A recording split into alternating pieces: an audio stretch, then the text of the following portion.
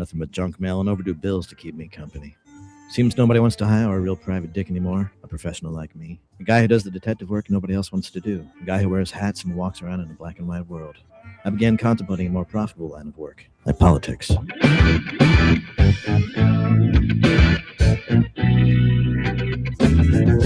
are the show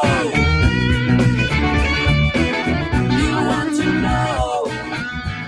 It's time to talk to you. All right, folks. Good morning. Good morning, and welcome to the Wednesday morning edition of the Joe Mangiacotti Show right here at AM 830 WCRN Radio Central. And we come your way Wednesday mornings at this time. We come your way Sunday mornings from noon until, let's reverse that, 9 until noon.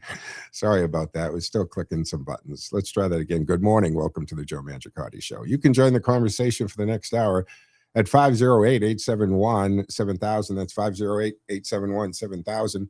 And don't forget the text line is running, guys, 617-297-8388. 617-297-8388. You text that number like you do anybody else, right? It appears here on the screen in the studio in real time, and we try to work it into the conversation. Keep it clean, guys, for crying out loud. I know no one's seeing it but me, but, my delicate ears. Don't forget the station does stream 24/7 to the TuneIn app. So that's just a fantastic feature. I love it. That means you can take us anywhere, in and out of the car, from your laptop, your device, whatever it is, or tell Alexa to play WCRN, and she will do that with no questions asked. Ted A, behind the glass, flying the board back at HQ, and he'll get you set up and into the studio with any kind of talk or questions you want at 508-871-7000, and we are streaming to the normal stuff. We have added, if you haven't seen this, I think it's working, we added Instagram. Now, you can't go watch it on Instagram because it's saved in archive, but it should come across the Instagram feed. I would suggest if you ever want to watch any shows, you can go right to the Rumble channel or joemangishow.com. All right. I guess that's good housekeeping for now. This has been a pretty crazy week, right? For the week, a couple days, just a few days. So let's kind of look at stuff that we can get into. And it's open for you as well. There's a few things I want to touch on. But we've got the Trump, Iran, and trust but verify. Here's the spin. Because I remember when the trust but verify, right? It's actually an old Russian proverb. It comes from, Ronald Reagan made it popular again, or used it with the trust but verify when dealing with the old Soviet Union. Trump has twisted that, kind of flipped that, hasn't he? It's verify first. And that's really the difference in this deal with Iran. And I know that the talking points, I know that people on the left want to say, oh my God, they're getting all this, they're getting all this. And J.D. Vance has been doing the rounds, right? The View. Vance went on The View. Vance went on The Five. Vance went on Gutfeld. So, I mean, he's out there doing the rounds. But what that ended up doing for us is, really hearing it and from the vice president of what the deal is. Even though Jessica Tarloff argued with the vice president about what things mean. And I'm glad that he finally said, no, I've actually seen it.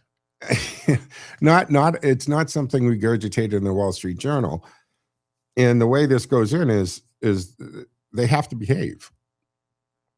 And we're not pulling all of our ships and stuff out of the region. And there are, goals and benchmarks, however you want to put it, that they need to adhere to, they need to hit, they need to make. And if they get to these things, then they get basically rewarded, for lack of a better way. But that does mean things like some sanctions. There's no cash. We're not taking all the seats and emptying it out at 747 and filling it with pallets of cash and other things like Barack Obama did. No. But the sanctions alone, just the fact that when Iran will be allowed to sell oil and get oil flowing again, I mean, their economy is in shambles, and they're hurting very badly, right? So they're going to get all that squared away, get that taken away, and that is going to be a huge relief for them, because then they get to, I guess, what's the bottom line?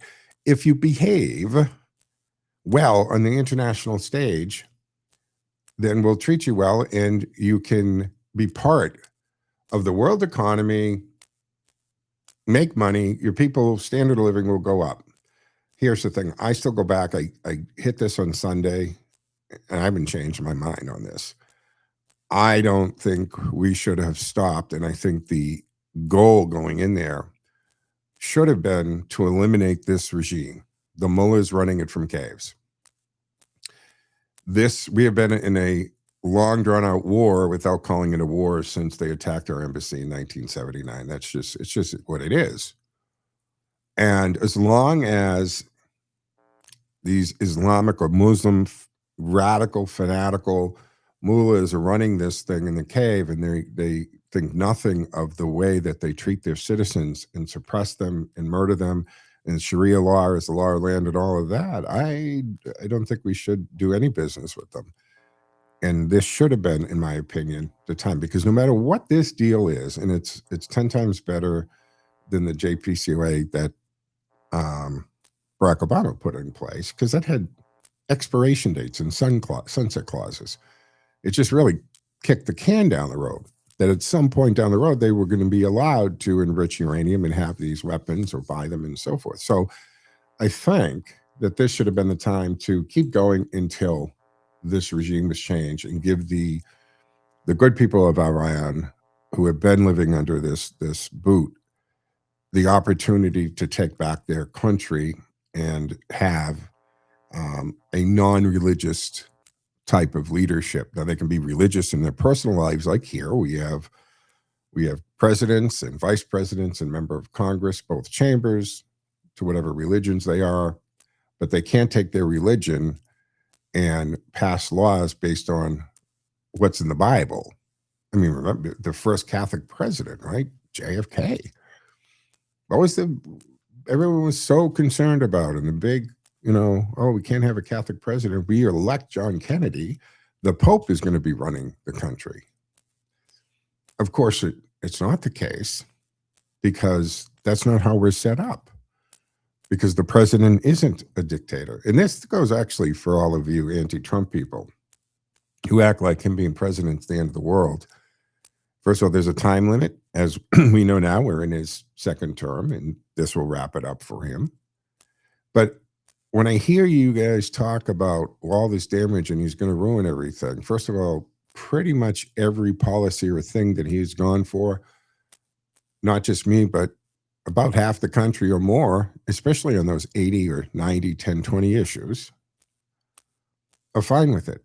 But that just means you don't quite understand. The president's very powerful, but you don't understand rules don't change based on the president. I know they act like it does, but believe in the system of checks and balances that we have. And when the left feel that he's overstepped the authority or operated outside the scope of the president of the United States, do they not sue? Do they not challenge that in court? Have we not had dozens upon dozens of cases, some decided in district level, some all the way up to SCOTUS? See how that works? And doesn't Congress have the ability to pass laws or control the purse strings? So one branch, judicial, is checking the constitutionality, and the legislative branch is doing it by chambers of Congress, right? That's why treaties have to be ratified, all of that. So trust the government system and stop trying to change it. Maybe that's because they feel when their guy's in there, certain laws don't apply. And what do we hear every time the court, and I'm not going to say rules against them, but rules based on the Constitution as they're supposed to, and they don't like it. So I'm not going to say they rule against them, because the court is never ruling against anyone or for anyone.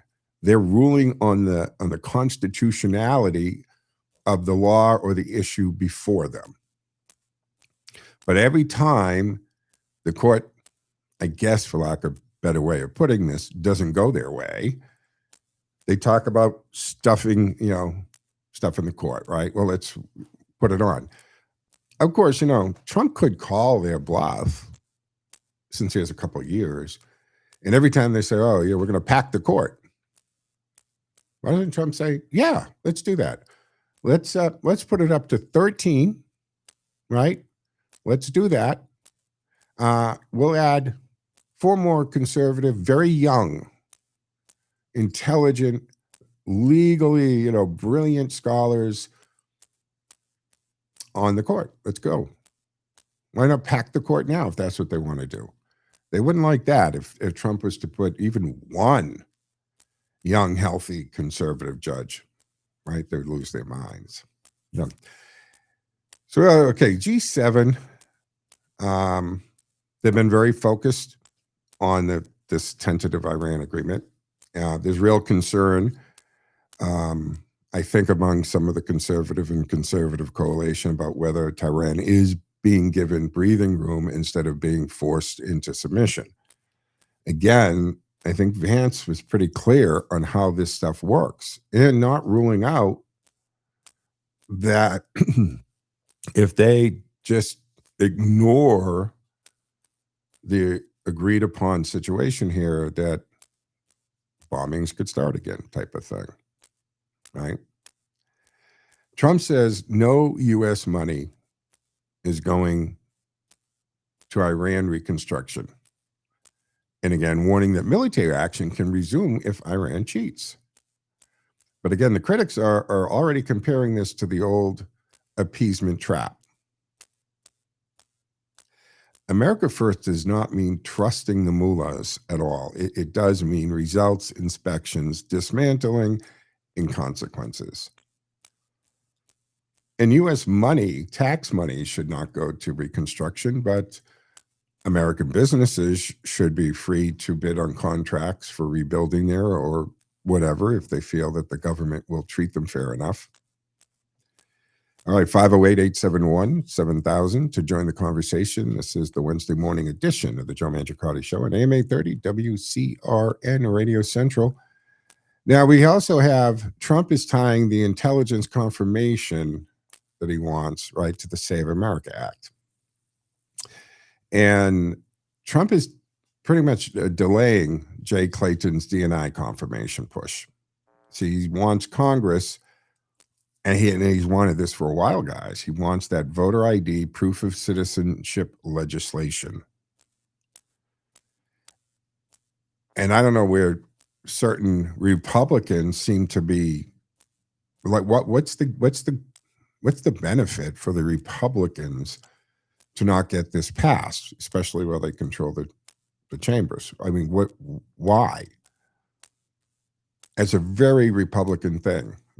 Actually, it's a very common sense thing, voter ID and proof of citizenship when you first register, especially when we see everything that has happened in 2020 and 2024. And now we're watching in real time the whole LA and California thing, which I'll circle back to. But the point is, he's tying this.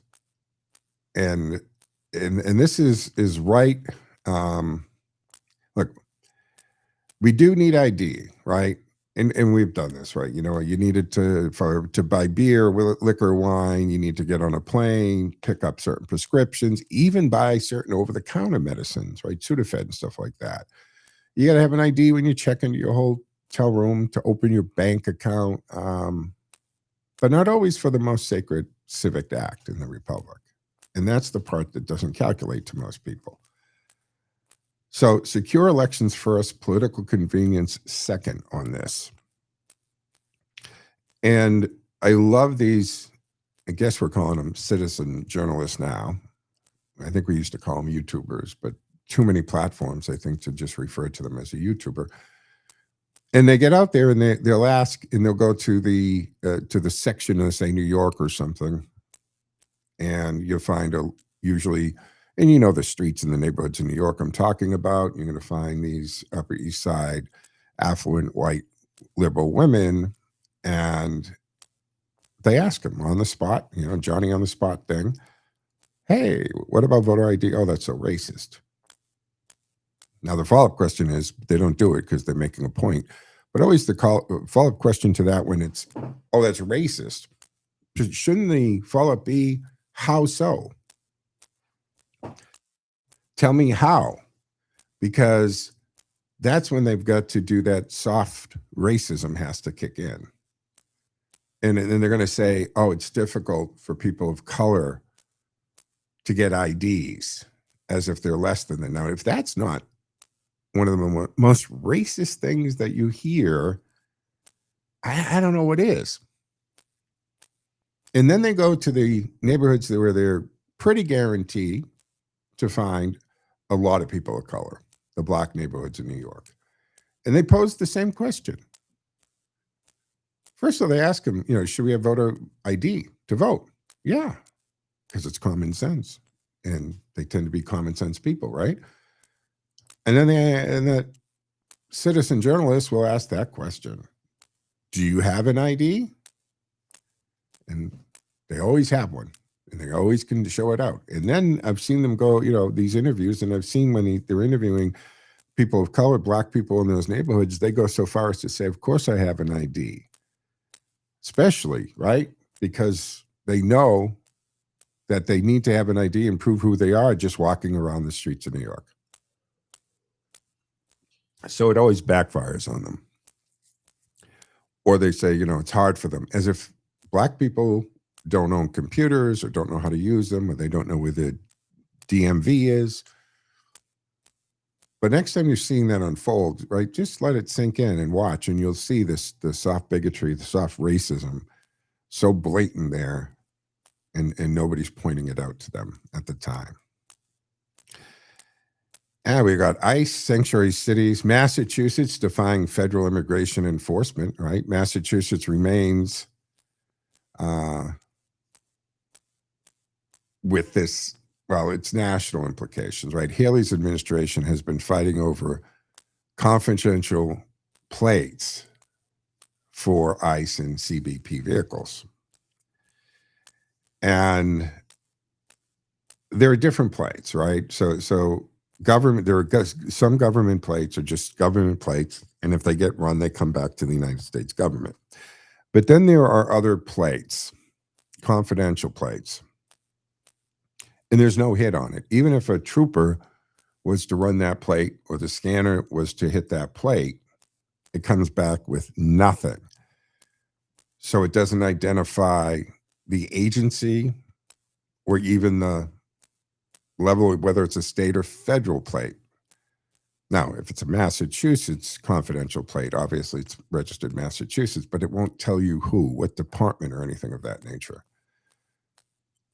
And ICE needs, I guess, for lack of it, let's call it an unmarked plate, right? It doesn't identify it's an ICE vehicle for reasons, because all our plates are actually public information. Now, you can go to I'm going to share some PI tricks here, because I think most people don't think you can run a plate, but anybody can actually run a plate. You can go request a plate, but it's a pain in the rear for a civilian to go in there. And then you do that. Now, the registry usually has a room in a section that's just for like private investigators, insurance investigators to use, and not the general public, to help speed it up and make it easier for guys like me, because it's work and so forth, and they're charging you, and it's revenue. And then in some states, once you're say an insurance investigator or a bonded licensed private investigator, you can get a portal and you can run a plate from your phone or your laptop. But the point is, they want it so that if somebody who does take the time or has access to run the plate on the ICE vehicles, for it to come back as a no hit confidential plate. Then you got Boston sanctuary law, That survived a federal court challenge after the judge tossed the Trump administration's case. So blue state officials are not compassionate. They are creating a legal obstacle course for the federal law enforcement people, right? And that's they want to make it so difficult, and they should just simply do their job. Let the federal agents do their job. And I'm going to talk about, we're going to take a break in about 8 minutes, but on the other side, second half, we've got another story out of Utah. Remember the judge and the bailiff who helped some illegals out the back door? Well, this is crazy, and it's about clerk courts. But let's talk first also, okay, Maine's still counting these ranked choice ballots in key races, including governor in the open second congressional seat. Why do modern elections keep becoming more complicated, slower, and less confidence building, right? The longer and more convoluted the process, the more citizens wonder whether the system is designed for voters or basically for the political operators, is what it really comes down to. And this California, this endless counting, and anybody of a certain age, right? I mean, we would stay up till midnight, maybe 1 on presidential, and pretty much knew who the president was before you went to sleep that night, barring you didn't go to sleep at 10 o'clock at night. Now it's weeks, sometimes months before it's officially counted. I don't know about that. But here we are. California's June 2nd primary, and here it is the 17th. And they're still counting ballots in those key races, right, for governor and the mayor. Millions of votes are still outstanding a couple weeks later. In these late mail-ins, they're flipping the leads.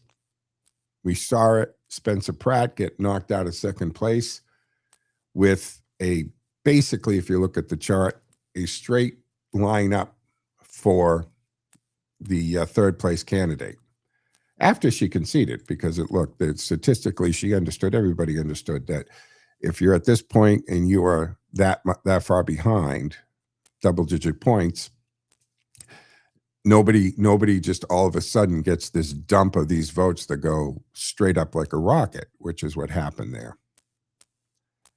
So Trump is calling it out. And federal prosecutors, right, there's state attorneys and stuff in California, but the federal prosecutors who are in LA County, where this is happening, they have started to investigate potential fraud.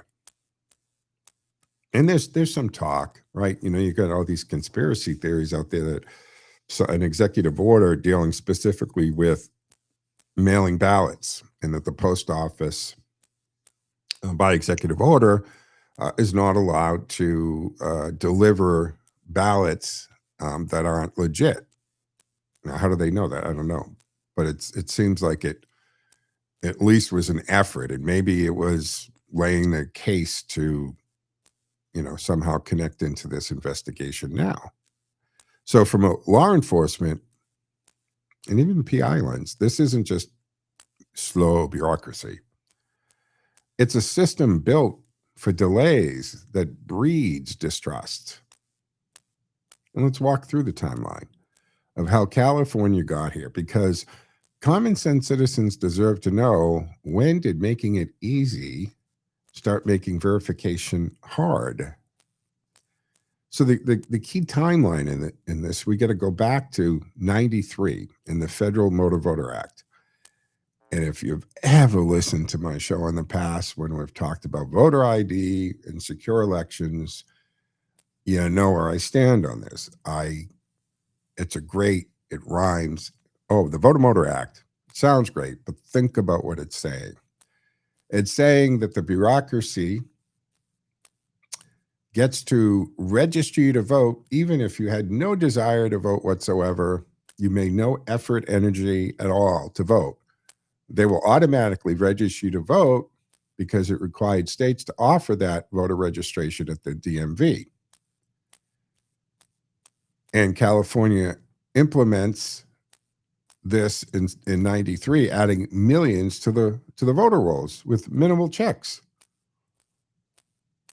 So now that person's registered, and if that's how they got registered, I maintain there's a pretty good chance that they're not actually going to vote because they had no interest in taking the time, energy, and effort to actually go vote or go register with the intention of voting. So you're putting one out there, and I don't think that's a good idea.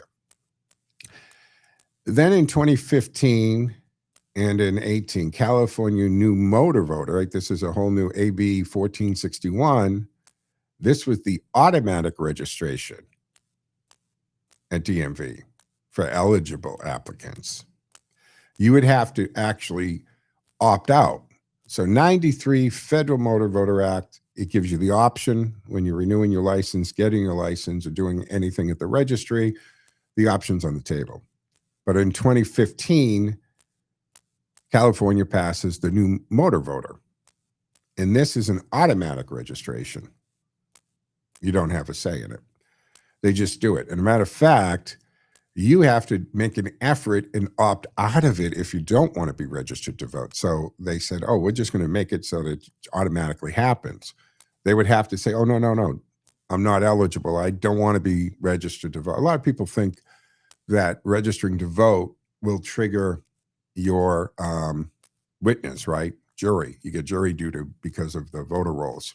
It's actually the census that does that. But the point is, it automatically registers. So again, I'm back to that issue I have in that they didn't do anything to register themselves. So they're walking around not even realizing that they can vote. So that means that's up for grabs for somebody else. So they fully rolled it out. By 2018, it was implemented everywhere. And it was great for turnout. It did help turnout. But, critics say the risks adding non-citizens or duplicates without strong safeguards. Yes, and that's happened, and we see that happen. I'll continue with that timeline, but we got to take our mid-show break here on the Wednesday morning edition of the Joe Mangiacotti Show here on AM 830 WCRN. 508-871-7000 to join the conversation. That's 508-871-7000. Lines are open and available wherever you'd like to go with this. I'm Joe Mangiacotti. Stick with us. We'll be back on the other side.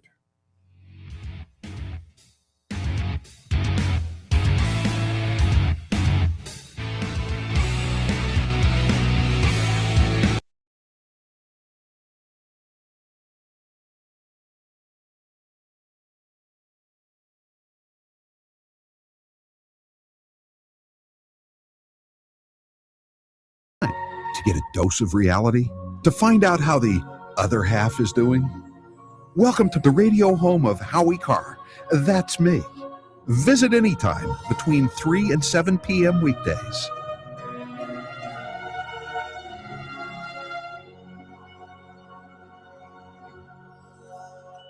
Folks, life is too short to drink bad coffee. If you love coffee the way I do, then you need to try Gatan Farms coffee. That is premium Guatemalan coffee, grown in fertile volcanic soil, the mountains of Guatemala, the kind of environment that produces deep, rich, smooth flavor. Serious coffee drinkers appreciate. Visit GatanFarms.com, or even easier for WCRN listeners, go to bestcupofjoe.com. That's bestcupofjoe.com. Gatan Farms coffee, from the volcanic islands of Guatemala to your cup. Taste the difference. Perner Logging and Land Clearing. Fully equipped with state-of-the-art equipment to handle all of your lot and land clearing needs, whether it's 1 acre or 100.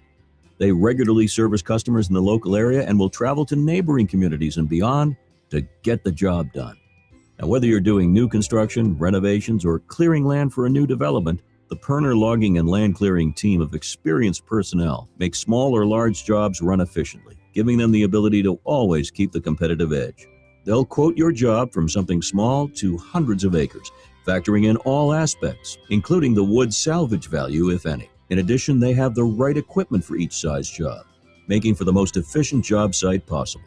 For every job, Perner Logging and Land Clearing makes sure the client's goals are the main objective. Call Perner Logging and Land Clearing today for a free estimate, 978-270-9916. That's 978-270-9916.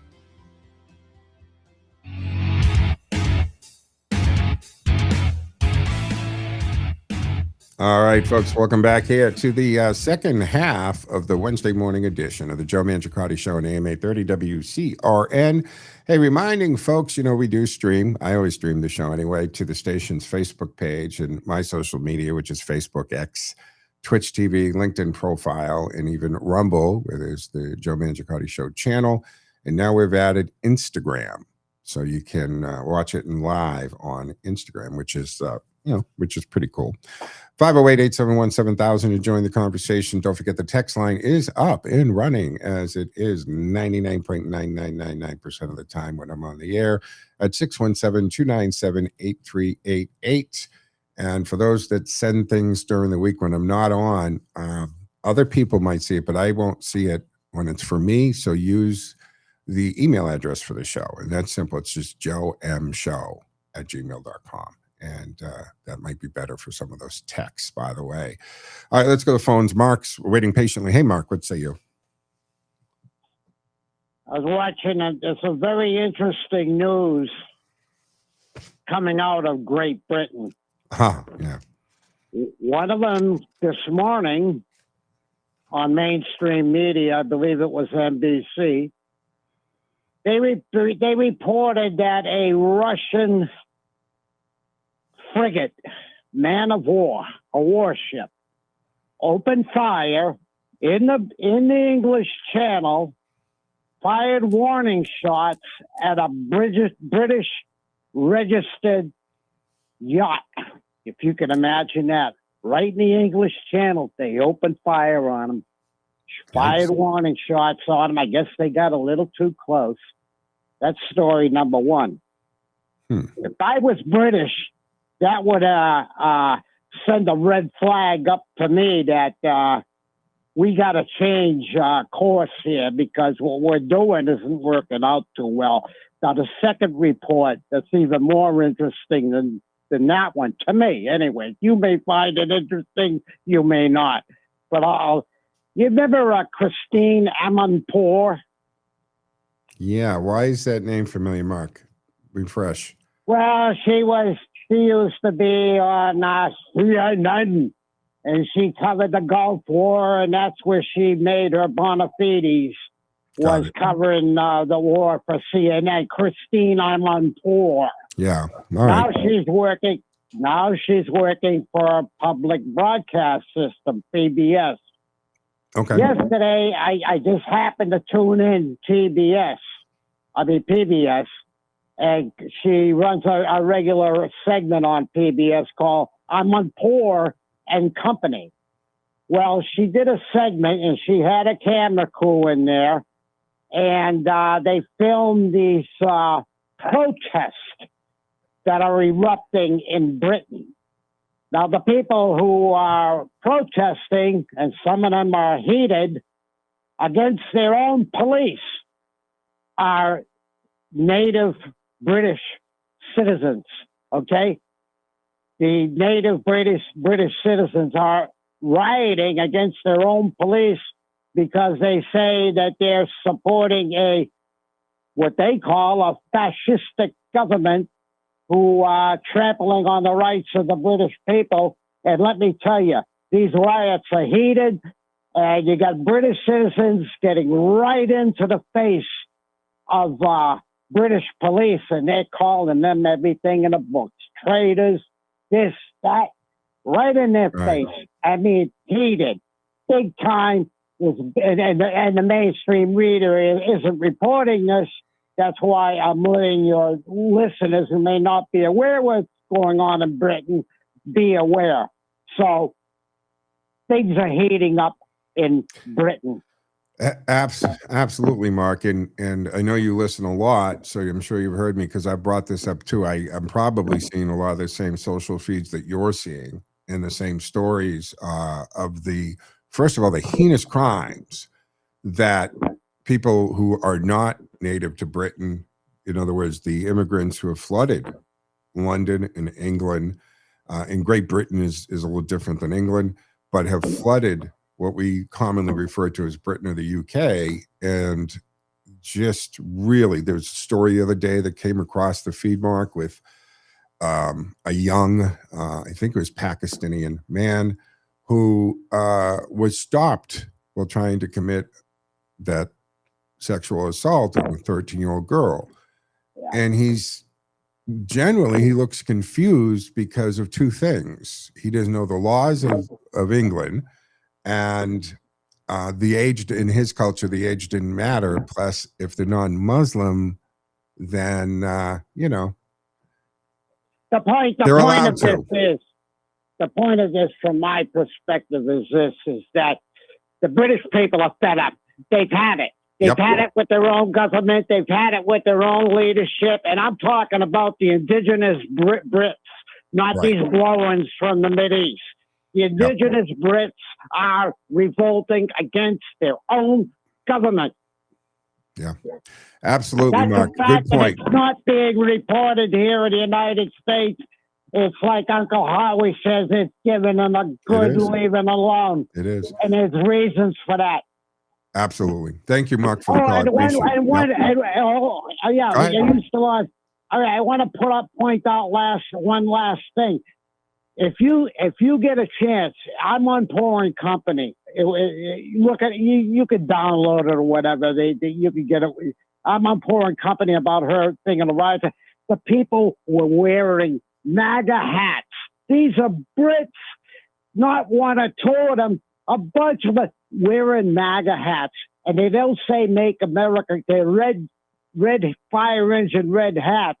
It's obvious what they are. But they don't say "Make America Great Again" on them. They say MAGA. That's it. They're all wearing those MAGA hats, and they say they love Trump. Yeah. Christina, I'm on Pouring Company. Do yourself a favor and check it out. You won't believe what you see. I will do that, Mark. Thank you much for the call. Always appreciate it.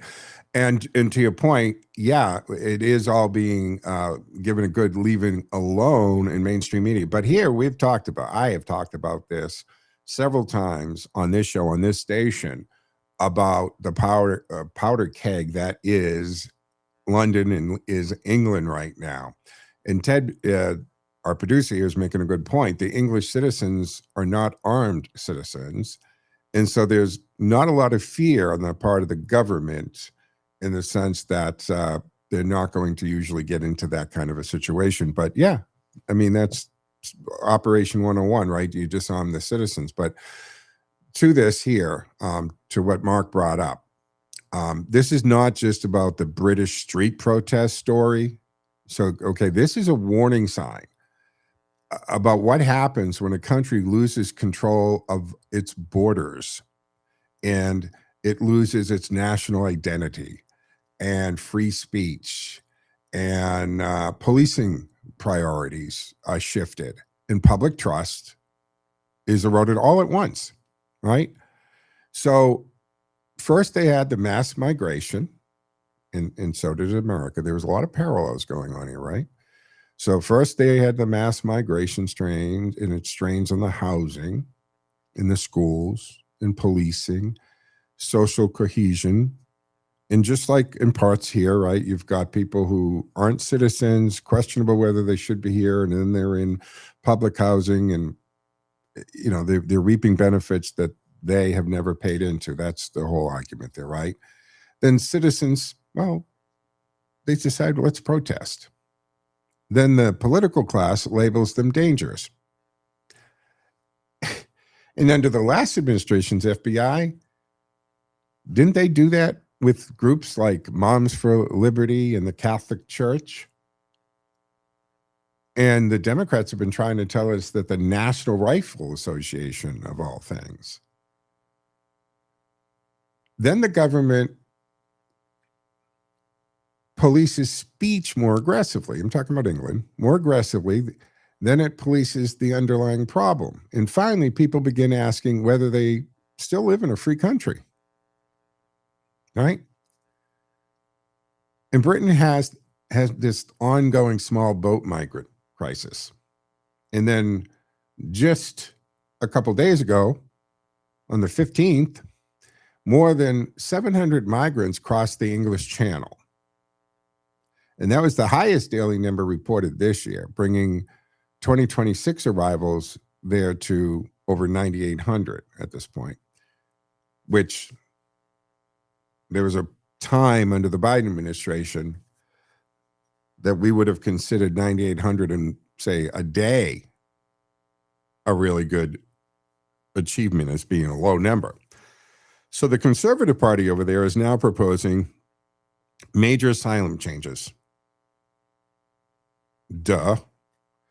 Including withdrawing from the European Convention on Human Rights. Now we don't hear that a lot in America. It's not an American thing. European Convention on Human Rights.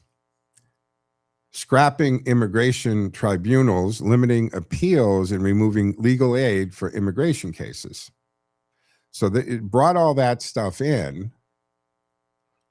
And now the Conservative Party over there wants to say, let's streamline this. And we actually did that, believe it or not. We got to go all the way back to Bill Clinton in 1996 that he signed some legislation that made it easier to deport illegals, to detain and deport. And then Barack Obama actually, because there was a challenge, and under his administration, he won in court that strengthened that. So when Trump uses those precedences and laws that were put in by those administrations or under those administrations, it always amuses me a little bit, as if Trump is making laws up or making policies up. He can only use the laws and act on the precedents, meaning when the court rules or makes a decision that sets the precedents, and therefore you operate under that precedence as if it's law. So now in the Conservative Party, they're saying this European Convention on Human Rights that, brought in these long, sophisticated tribunals with a lot of appeals. And not only that, we're going to make the people of Britain pay for all these lawyers for them. So they're saying, hey, the system's broken, and it would undermine judicial independence if you got rid of this.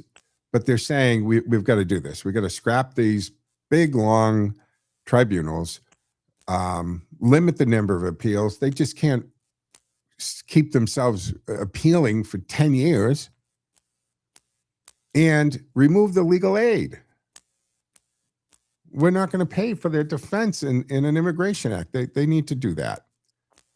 So what are we watching in Britain is what is happening, or what happens when the ruling class confuses national identity with extremism, border enforcement with hate. And that's exactly what went on here.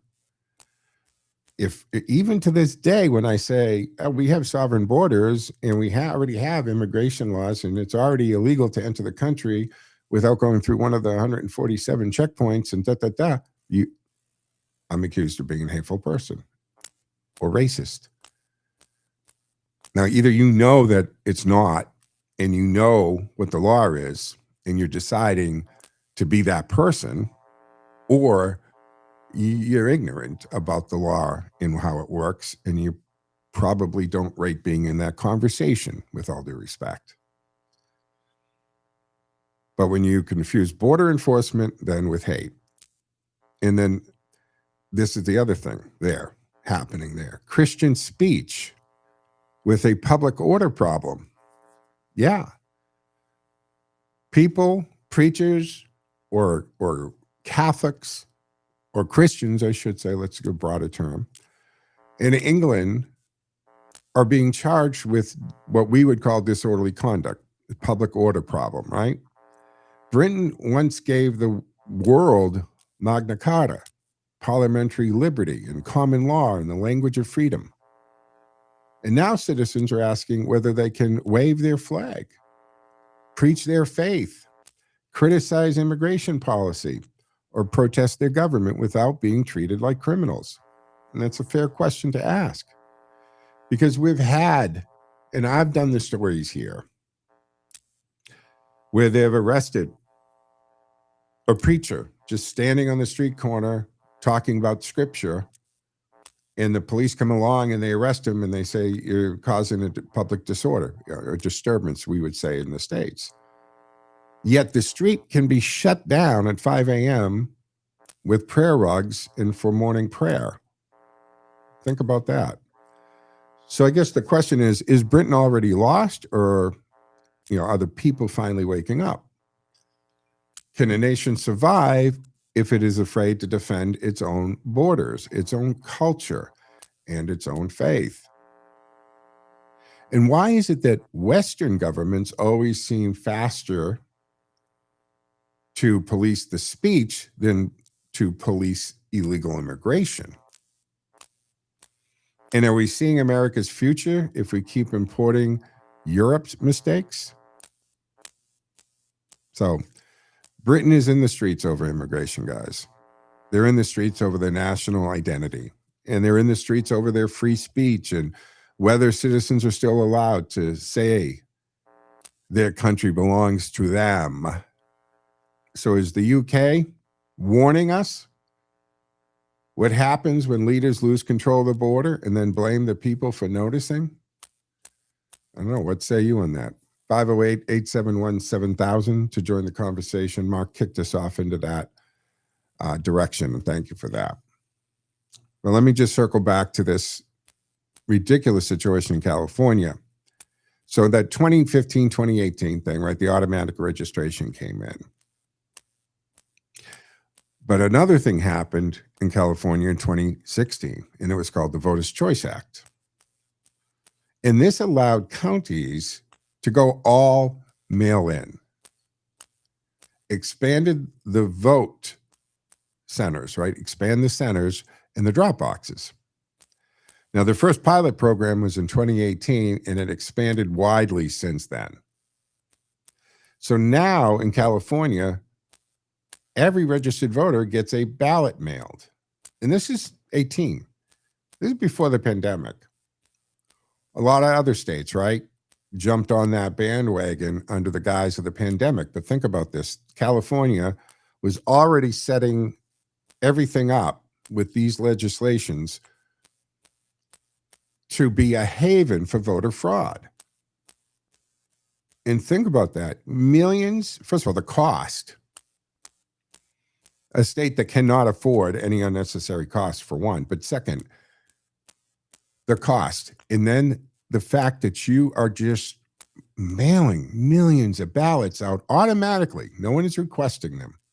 And then when you couple that with the fact that the voter rolls are never secure there, meaning that they're not purged before every election.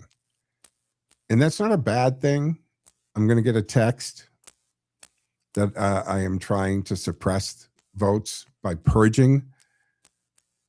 There was an argument the other day about the citizenship aspect, right? Running it, and I'll do it Sunday. I'll get into the details of the case. But what I found funny or really actually sad was the party that was trying to prevent the running the voter list against the citizenships.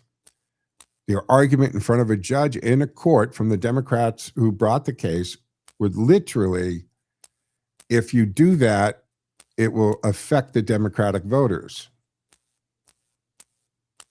I'm pausing for a second because I need your brain to calculate that. The part of the argument in front of a judge in a courtroom was to say, if you do this against the citizenship, that's going to get rid of a lot of Democratic voters because they're not citizens. What would you do if you were the judge and they said that to you? I would fine for the other guy immediately right there. You just admitted to the wrongdoing, didn't you? So this Voter Choice Act went in 16. All of a sudden, they just mail out all of these things. Just everybody gets a ballot, and they're not quite sure whether it's going to get in your hand, because we know if you live in a condo with mailboxes or an apartment building with mailboxes, or just simply a home, maybe anyone can take them out of the mailbox. I know it's a federal law not to and all that.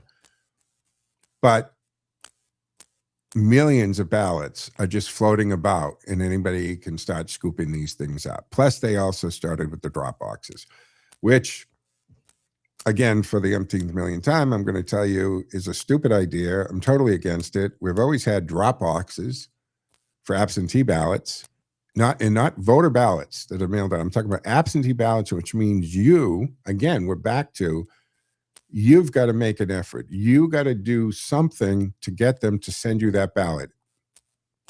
And then you're looking for it, you're waiting for it, you fill it out.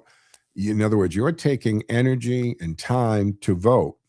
And that means you're serious about your voting. And then when you got that, you drop it in a mailbox or hand it to your post person.